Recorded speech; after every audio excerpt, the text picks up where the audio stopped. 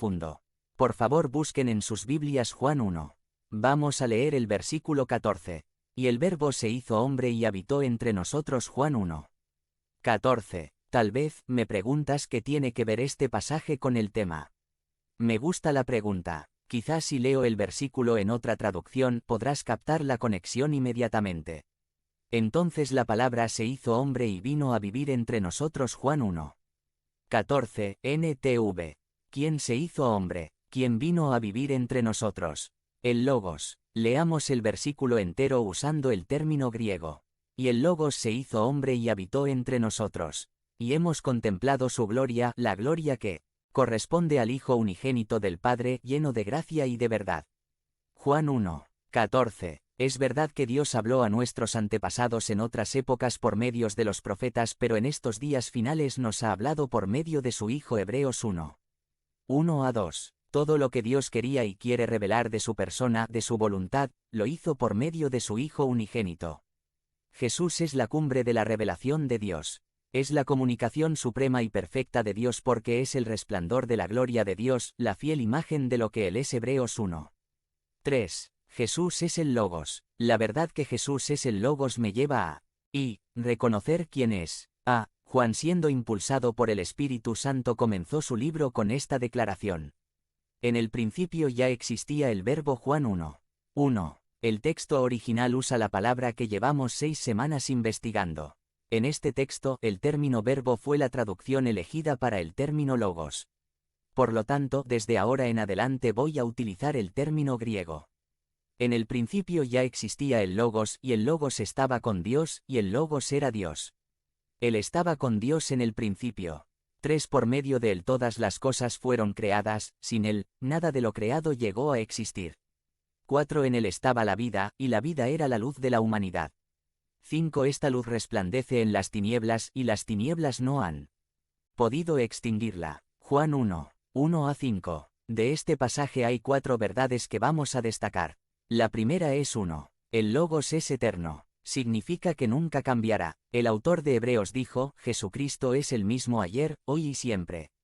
Hebreos 13. 8. NTV. Si Jesús no cambia, el Logos tampoco. La palabra de Dios siempre será igual. 2. El Logos es Dios. Ya hemos leído cómo Jesús es la imagen fiel de Dios. Hace semanas leímos en Colosenses que Jesús es la imagen del Dios invisible. Colosenses 1. 15. Y ahora tenemos la declaración de Juan que literalmente dice que Jesús es Dios. 3. El Logos es el Creador. Juan dijo, por medio de él todas las cosas fueron creadas, sin él, nada de lo creado llegó a existir.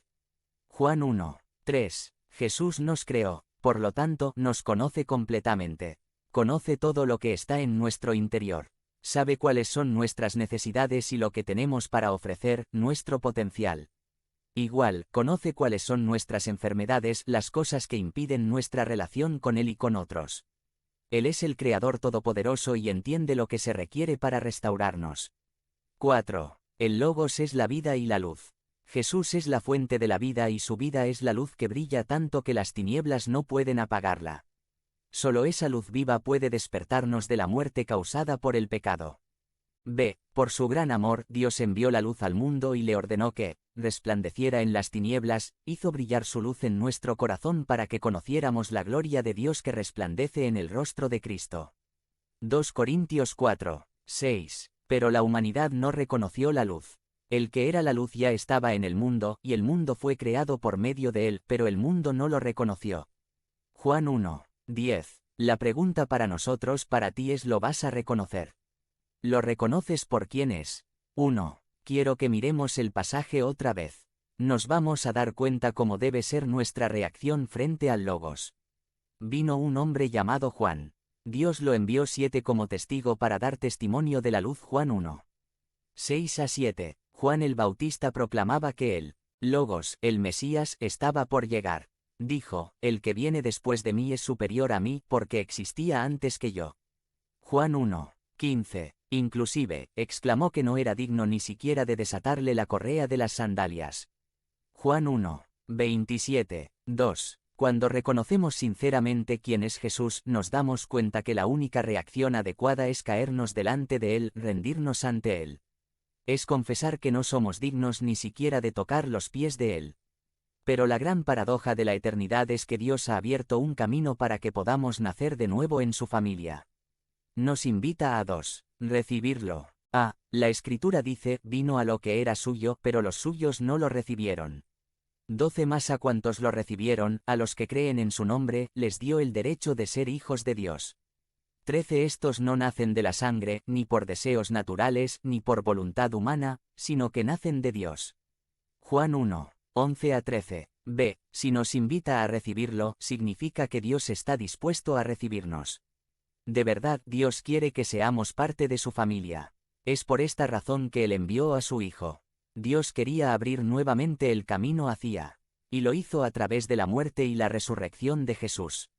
Dios en su gran amor a pesar de nuestra rebelión, nuestro pecado, se hizo hombre para darnos esta invitación.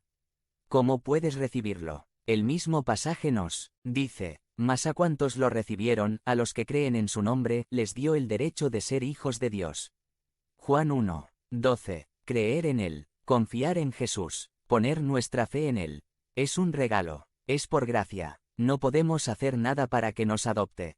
Él hizo todo, solo necesitamos recibirlo. Sin embargo, muchos deciden no recibirlo.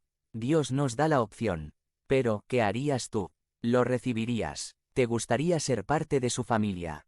3. Conocerlo. La verdad de que Jesús es el Logos me lleva a recibirlo. Pero cuando lo recibo me doy cuenta que la invitación es mucho más profunda. No quiere que lo reciba solamente. Me invita a conocerlo. La Biblia dice que hemos recibido gracia sobre gracia.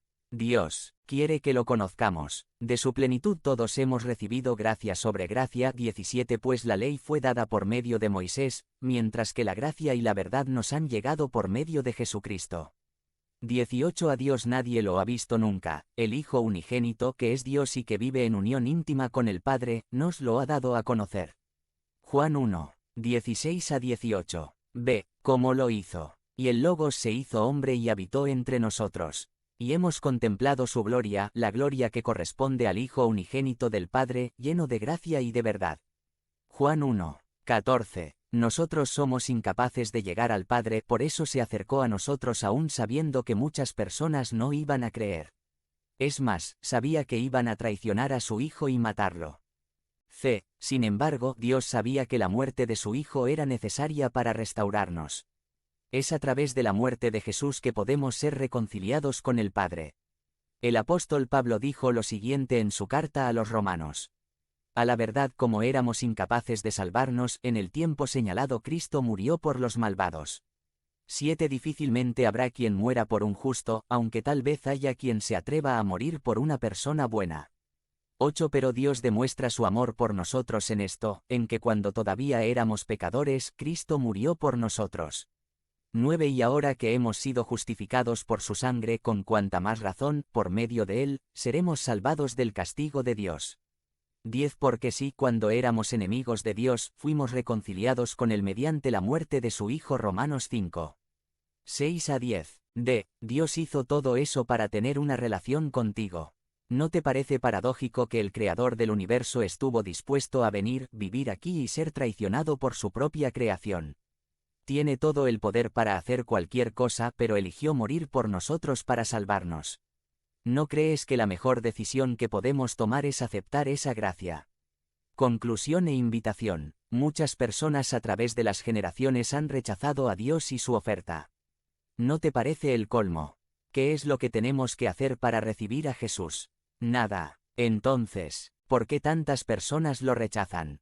Es posible que esta mañana esta verdad te esté confrontando porque nunca has recibido a Jesús, nunca has confiado en Él. Te tengo una pregunta. ¿Qué te impide a tomar la decisión de recibir a Jesús? ¿Por qué no lo haces hoy? Para las personas que conocen a Jesús, se te ha olvidado quién es Jesús. Lo reconoces por quién realmente es. Él es el Logos, Él es la palabra de Dios. Cuando decides seguir la palabra, estás siguiendo a Jesús. Cuando decides no seguir la palabra, estás rechazando a Jesús. Estás rechazando a la persona que te salvó. Lo reconoces por quién es. ¿Cómo se refleja eso en tu vida? Te lleva al deseo de conocerlo más. No desprecies la invitación que Dios te ha dado. Conviértete en miembro del canal y sé un instrumento de la palabra de Dios. No dejes pasar esta oportunidad de impactar vidas. Haz clic en el enlace de la descripción ahora y ayúdanos a difundir la palabra de Dios. Está en el grupo de Dios. Va y lee. Sumari. Son separados por Dios. Está en el grupo de Dios. Hace años un hombre hizo la pregunta: ¿cuál es la verdad? Juan 18, 38. Esta pregunta se ha repetido un sinnúmero de veces durante la historia. El mundo se está llenando rápidamente de varias religiones y en ellas hay una multitud de opiniones. ¿Cuál opinión es la correcta? El maestro sabio aconsejó: compra la verdad y no la vendas. Proverbios 23, 23. Pero, ¿cómo se encuentra esta verdad en el laberinto de las religiones? La verdad se encuentra en la Santa Biblia, la palabra de Dios escrita. La palabra de Dios es la verdad. Jesús oró: santifícalos en tu verdad, tu palabra es verdad. Juan 17, 17. El Dios de la verdad escribió la Biblia. Isaías 65, 16. Salmos 31, 5. De hecho, Jesús declaró ser el camino, la verdad y la vida. Juan 14, 6. La verdad de Dios está dada de generación a generación y está dada aún de hoy.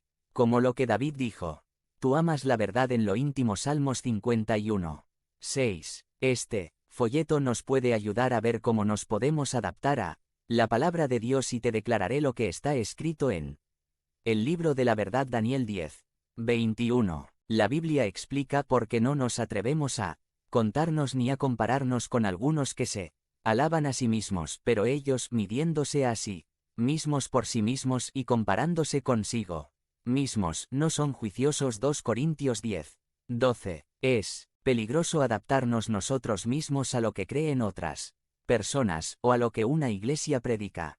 Necesitamos adaptarnos a la palabra. No podemos confiar en la tradición porque la Biblia nos da la advertencia.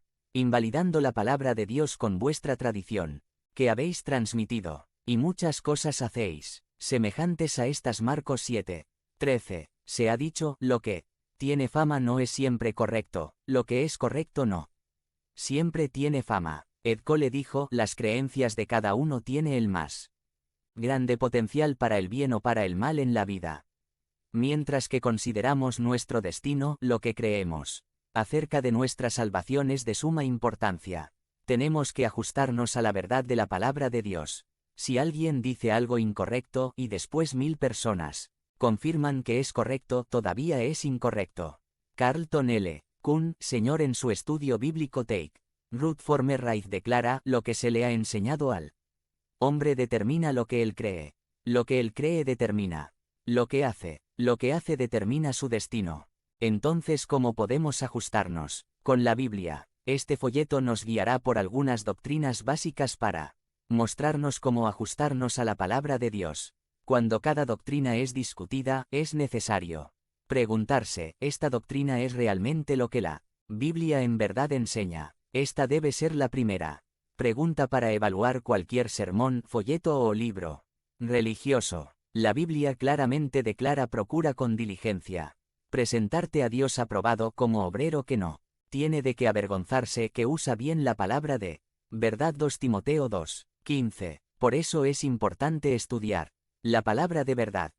Stewart, en su estudio La verdad nunca cambia, nos destaca que la escritura implica que la palabra puede ser usada en una forma incorrecta.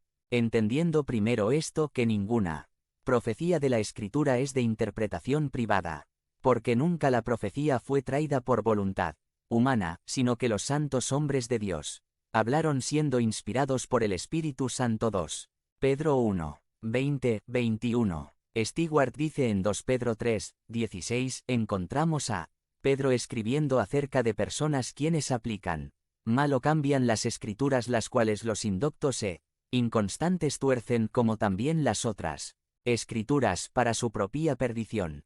Debemos ajustar nuestras vidas a la Biblia, y no ajustar la Biblia a nuestra forma de pensar. Empecemos a escudriñar las escrituras, porque a vosotros os parece que en ellas tenéis la vida eterna, y ellas son las que dan testimonio de mí. Juan 5, 39. 3 preguntas le van a ayudar a cuestionar su posición de acuerdo a la palabra de Dios. ¿Cuál es su posición de acuerdo a la palabra de Dios? La Biblia